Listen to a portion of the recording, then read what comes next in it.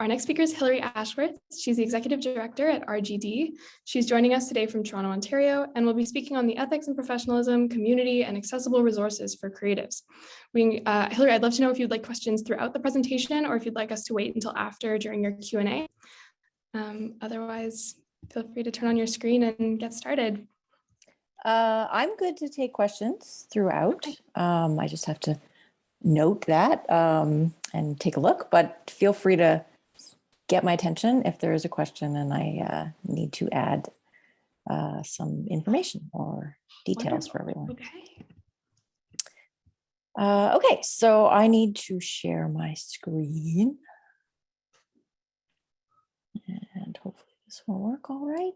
And I need to change it to slide mode. Oops. Format. Okay. Oh, view, sorry. Slideshow. Okay, thanks everyone for having me. I'm just waiting for it to load. I have to admit that I am not in any way an accessibility specialist. I represent the Association of Registered Graphic Designers, and since accessibility has been a central and important element of the RGD for many years, more than 10 years, it seemed like hopefully a valuable opportunity to talk about some of those resources and how it fits into our overall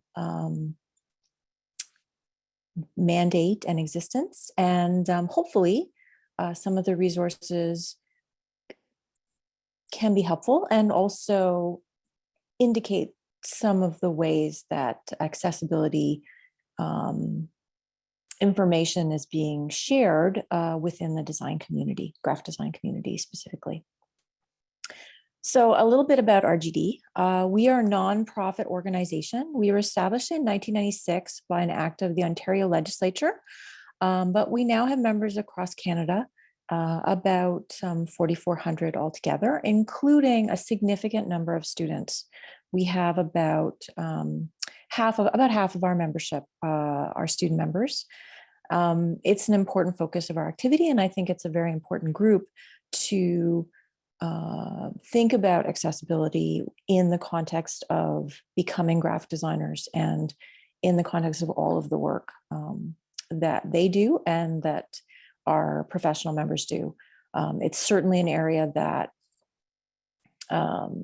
there needs to be a lot of education at every level, and we see that as an important role for the association.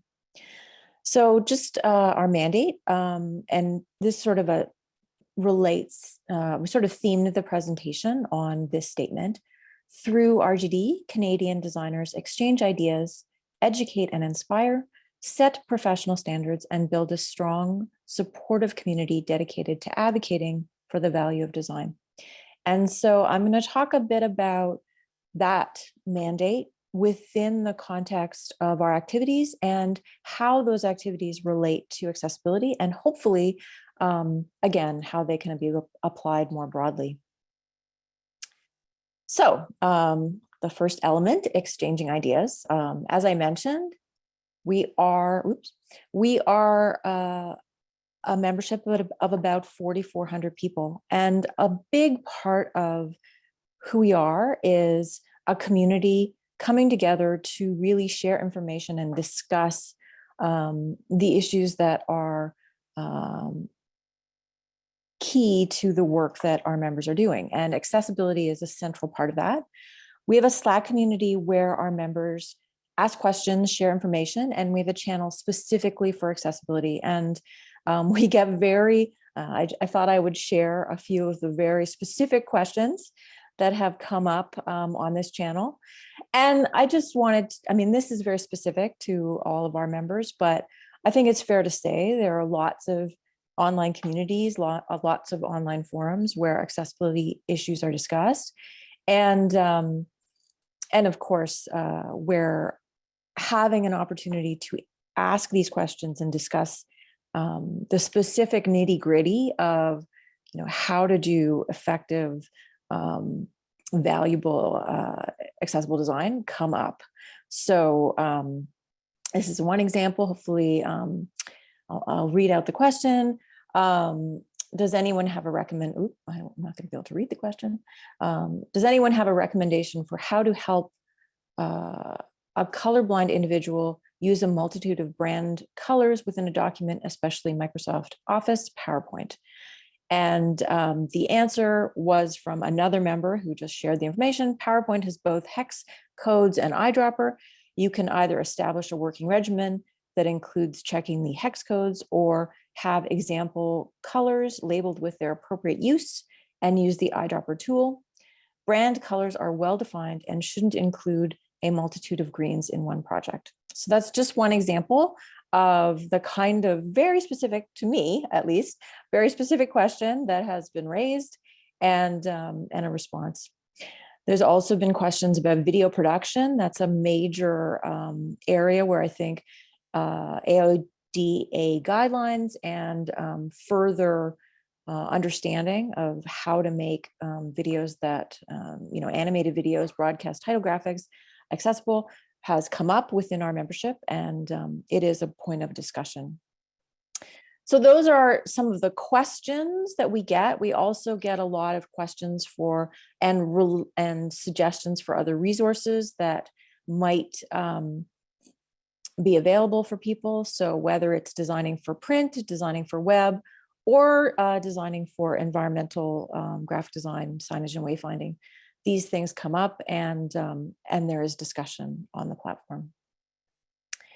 And both questions and discussion, and there's just so many resources out there, but it's just so much easier when you have someone you can go to, or have a group that you can go to and ask those questions to, rather than to have to try to source them just using Google search. So that's sort of a one-on-one, very personal connection that our members are able to get information on accessible design, which is really important. But we also do more community, larger scale opportunities to educate and inspire members on the issues of accessibility. And the central focus of that is a resource that we offer for free for anyone who wants to download it or acquire a printed copy. It's our accessibility guidelines, a practical handbook on accessible graphic design. It was updated in 2021. It is an 88-page document that covers everything from some sort of design fundamentals, color usage, language usage, to typography, typographic accessibility, typeface selection, typesetting, and then a lot of information on digital media, as well as physical media, as I mentioned, print and environmental graphic design. And it includes some case study examples from our membership, examples of graphic design where accessible design has been implemented into a project for a working client. And then it also includes additional resources beyond the 88 pages that kind of cover the accessible design principles in broad strokes. We do regular professional development training on accessibility. It is a part of both our general series, things like our in-house perspective series, where we've recently covered making the shift to accessible design practices. But we also have a specific series on accessibility and design, which launched, our second version of that series launched in January 2022. And we did a call for speakers for that series. So we were so pleasantly overwhelmed with submissions that originally the series was intended to be once a month for 6 months, and I think it will continue for the rest of the year because we received so many amazing presentations. And that's another area and element of the association. All those presentation submissions and all those presentations are not by RGD members. We're very open to sharing the knowledge of any professionals who have something to say and offer within the accessible design space. There seems to be some chat numbers that have gone up, so I'm going to quickly check this. Oh, good. It's and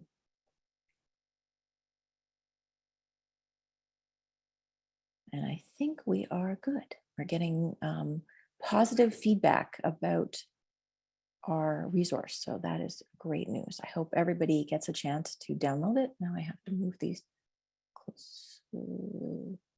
Don't think I want to do that. Okay. Okay. So moving on, I think I'm not going ahead too far. We also record the webinars and we transcribe them. So we have transcriptions of them available. So just a couple of examples of past ones that we've done. We've done creating accessible mobile apps with Janice Yee was our speaker for that presentation. And then accessible design is good for all, which was talking a lot about integrating accessible. This was by an American presenter. We have presenters from around the world. And she was speaking really very much about her experiences in the US, and where I really feel like accessible design is not as forward thinking as we have been, particularly in Ontario, but also spreading across the country. The legislation here, I find, is in Ontario is really strong, and it's really it's well integrated into government at the very least. I'm noticing that being extended across the country and also in the United States. We do a number of, beyond the sort of 1 hour webinar presentations that we do pretty much weekly, we also do some larger conferences, and we try very hard, especially at our annual Design Thinkers Conference, but also at our in-house design conference, to incorporate accessible design topics and presentations into those events. And again, we record them. So in 2020 at our Design Thinkers Conference, which was virtual, one of the presentations was Pointing to the Moon, How Symbols and Stereotypes Mislead Us. And that was by Matt May, who is Adobe's head of inclusive design. And we also do more workshop-y presentations. We had one on PDF accessibility and InDesign with the VP of training at AbleDocs, really talking about a very important issue for our members, and a topic that is discussed a lot, and particularly in the in-house corporate world, with lots of members in banks and government and educational institutions, where ensuring that PDFs are accessible is a huge area of work and discussion and concern, I guess. We also partner with other organizations that offer training and resources. So 3 of those that I just thought I would mention are AbleDocs, who they make all of our PDFs accessible and do offer a lot of workshop and training for us. Accessibility Services Canada, that's their focus. They do amazing workshops and training on accessible design, and also just even their email newsletter has really valuable tips that they send out. Our members get a discount to their workshops, but there are fees associated with them. And then Accessibrand is another organization that offers consulting services, but does do training as well. So they're helping designers to have that knowledge and training or ability within the organizations. And then a little bit just about our role as a certifying body and our goal of raising professional standards, of course, accessibility is an important aspect of that. And it's integrated into our code of ethics. All of our members are required to abide by our code of ethics. And one of the elements is responsibilities that designers have to the society and the environment. And a specific element is the responsibility of our members to educate themselves and ensure that their clients are informed about accessibility standards in their jurisdiction and the role that design can play. The role that design can play in changing the page. Sorry about that. The role that design can play in giving people of all abilities opportunities to participate fully in their communities and the world at large. So this is part of the code of ethics, as I said, and something that is a necessity for our members to incorporate into the work that they're doing. Now, what does that mean? The code of ethics is part of what it means to be an RGD, what it means to be an RGD member. It's also part of our certification process. So to be able to use RGD, the RGD designation after your name, to be a certified RGD, there's quite a rigorous process that designers need to go through. It includes, in addition to a virtual portfolio presentation, an online test. And that online test has a section specifically on accessible design. The suggested resource, the text that you use to prepare for that portion of the test is our accessibility guidelines. So understanding those guidelines is a part of what it means to be an RGD. Understanding the principles of accessible design is part of our membership and their understanding. The code of ethics is another element. So understanding what the responsibilities related to accessibility are is another element. And then finally, we are an organization that is working to build a strong and supportive community. I mentioned the Slack group as one opportunity for our members to share knowledge and help each other when it comes to issues like accessibility, but we try to do that in other ways. One way is celebrating the work that designers are doing that is making a difference in the world, and one element of that is accessibility. So right now, we just closed the deadline for our Social Good Design Awards, which included a category for diversity, equity, and inclusion. This category will recognize design projects that support, protect, represent, and uplift underrepresented groups of people. Examples include, but are not limited to, initiatives that promote inclusivity, accessibility, and equity for people with different backgrounds, experiences, and perspectives, and create collaborative, supportive, and respectful environments. So we anticipate that we will have about 50 projects, communications design projects, that will be celebrated through the awards. We'll be producing a printed annual of the award winners, as well as presenting a traveling exhibit that will be shown in public locations, primarily libraries and galleries, where members, where the general public can find out more about what designers are doing to make a difference, and as well as and including in the area of accessible design. Now, there does appear to be a question, so I think I can look at that. As property managers, how do we ensure the graphics we use in our buildings are of current accessibility standards? We rely on signage vendors. Are they certified by accessibility standards? Well, assuming you're in Ontario, and let me just see if I can close this. Oh. Sorry, I'm getting ahead of myself. Go back. So, I mean, there is legislation very clearly, I believe, AODA standards related to environmental graphics and the built environment. We have done presentations on the area of environmental accessible signage and wayfinding and environmental graphic design.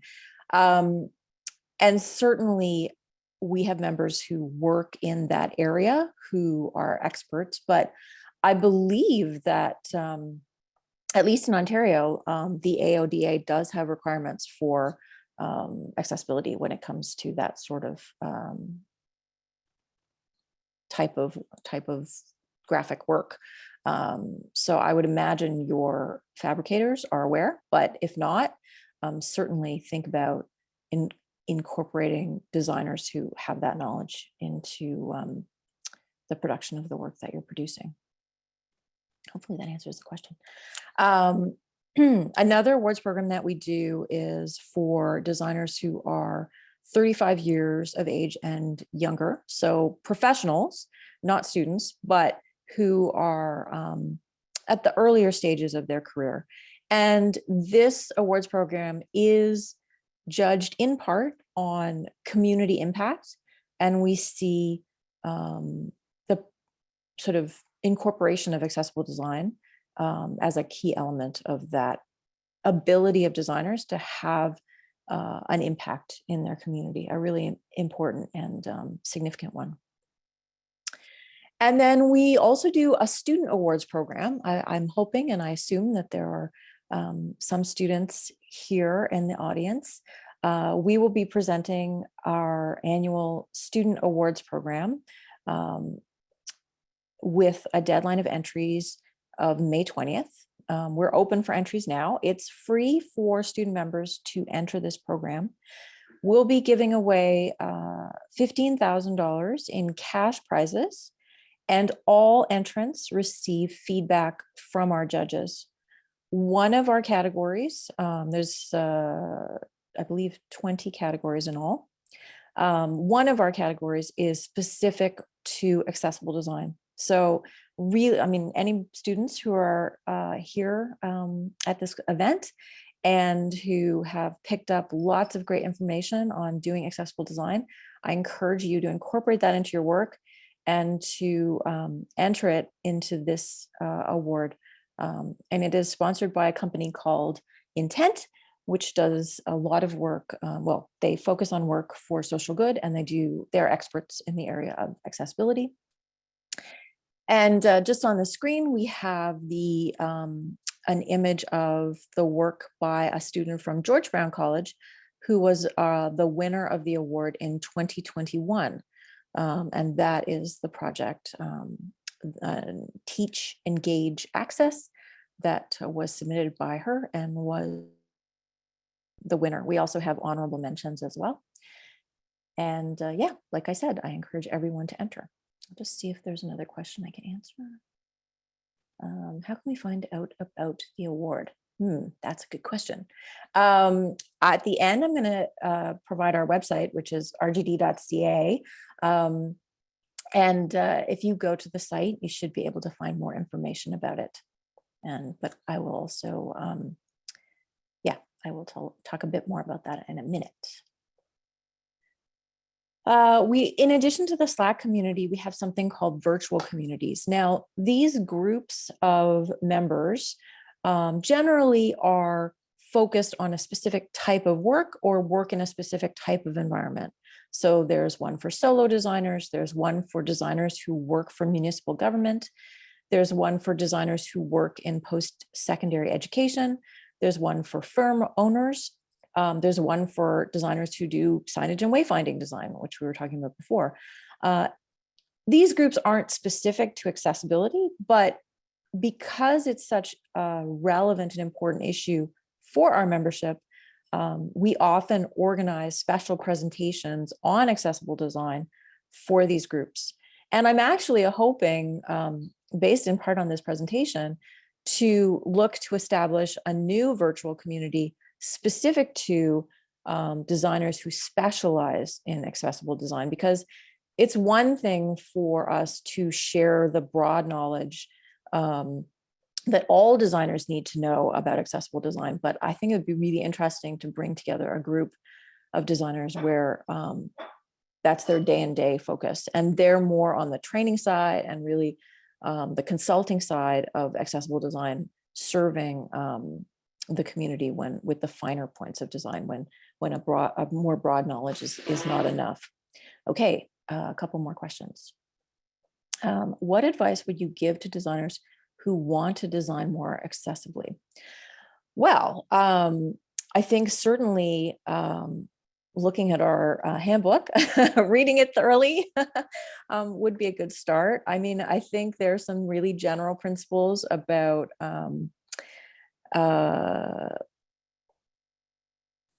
putting yourself in the shoes of others, and trying to ensure that your design solutions from the very beginning are considering everyone, that are considering anyone that might want or have the opportunity to look at the information that you're producing. But again, I'm not an expert on the subject, so I definitely encourage the review of the resources that are out there, and there are a lot, and talking to designers who are specialized in this area. And I think probably attending this event is probably a great start as well. Okay, I don't have a lot of time. So another program we offer is a virtual mentorship program. So we do pair designers. Actually, I see Ben Hagan in this image, who runs that firm Intent that I mentioned. We try to ensure that we have mentors who come from a variety of backgrounds and perspectives, and are there to provide a one-on-one guidance and information and value to their mentees who sign up to be paired with them specifically. We offer this program about 3 times a year to any student who is a member. There's no cost to be a part of the program. Yeah, like I said, you get to pick the person that you feel will offer you the information and the mentorship and the support that you're looking for. Whether it's on accessible design or signage and wayfinding, say, I see another member, Theo Herman, starting a business, really anything that is your focus. Packaging, as was the last presenter's focus. And then another program that we offer specifically to students, but we do involve professionals in it, is a program that actually is happening this weekend called a Designathon. And for this event, we invite nonprofit organizations, particularly small ones where they don't really have the resources to be staffed with professional designers. We offer them the opportunity to submit briefs for design projects they'd like to have created. So one of the projects that students will be working on this weekend is for the Disabled Women's Network Canada, or DAWN Canada. And they have asked one of our design-a-thon teams to design an accessible and eye-catching newsletter to help update and educate their current audience. And for these projects, we have groups of 3 to 4 students and recent graduates who will be working on this project, and they will be led by an RGD member who is a specialist and an expert in the area of, in this case, information design and accessible design, Michelle Hopgood, who will be working with this group and helping them and meeting with the client, understanding the client's needs, and working with the client to develop this newsletter. We have other projects from other nonprofits, including Mount Sinai Hospital. There's a animal sort of shelter in BC, animal rights organization. Alberta, that is participating. And each, we've had the High Park Nature Center participate in the past. And as I mentioned, every project isn't necessarily it's not necessarily specific to accessible design, but as in this case, it does come up, and it's important that we have an expert who's leading this group. And it's another way to learn about accessible design, hands-on, very hands-on. And then finally, just advocating for the value design, central to who we are, and central to that really is, oops, I don't know if you'll hear this. Means accessibility for all. I'm going to pass that. Is accessible design. We advocate for that. As I mentioned, it's part of our code of ethics, and it's really important to us that that our members understand and recognize that this is not, it's not a detail. It's not something that gets thrown in at the last minute. This is, it needs to be central to the work that designers are doing. And they need to understand and keep up on the information that is coming out, and the tools and the resources that are serving their needs.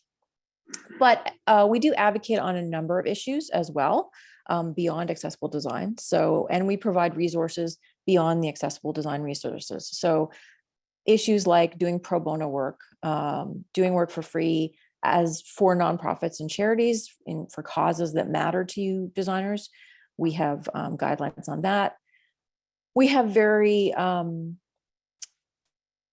strong feelings about doing work for free when it's not in the service of nonprofits, when it's situations like competitions where multiple designers are being asked to create the same thing and there's no real client interaction. We refer to that in our industry as spec work. And it also goes counter to our code of ethics. And we do provide resources on how to address that issue.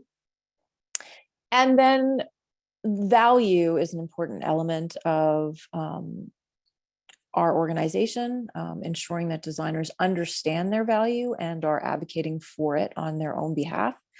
And we partly do that through our biannual national salary survey. We'll be launching our next salary survey questionnaire in a couple of weeks, actually, and encouraging designers across Canada, practicing designers, to submit information about their salary and billing practices. And then we distribute the results. We tabulate the results. Obviously, we keep all the information confidential, and we distribute the survey results in the fall. So you can actually go to RGD.ca/survey and download the survey results and understand a bit more about what designers make in the industry. And then finally, just access to our information. RGD.ca is our website. RGD Canada is our Instagram handle, at RGD on Twitter, and RGD Canada on Facebook and LinkedIn. And then we do a weekly email newsletter, which anyone can subscribe to. This is a great way to access updates on programs that I've mentioned, particularly things like the student awards, upcoming webinars that may be covering accessibility. And also we do a lot of job postings and other news, so anyone can access that. So thank you. I think I'm just 2 minutes over, so I apologize for that. Here is my email address. Feel free to reach out to me with any questions anybody has, or any other information that I could maybe provide. Thank you so much, Hilary. That was great. There are so many resources. I know our team definitely peaked up when you were talking about those contests for students. So we'll get that information from you and distribute it out to everybody who's attended. Absolutely. Thank you so much. Thank you. Have a great rest of the day, everyone.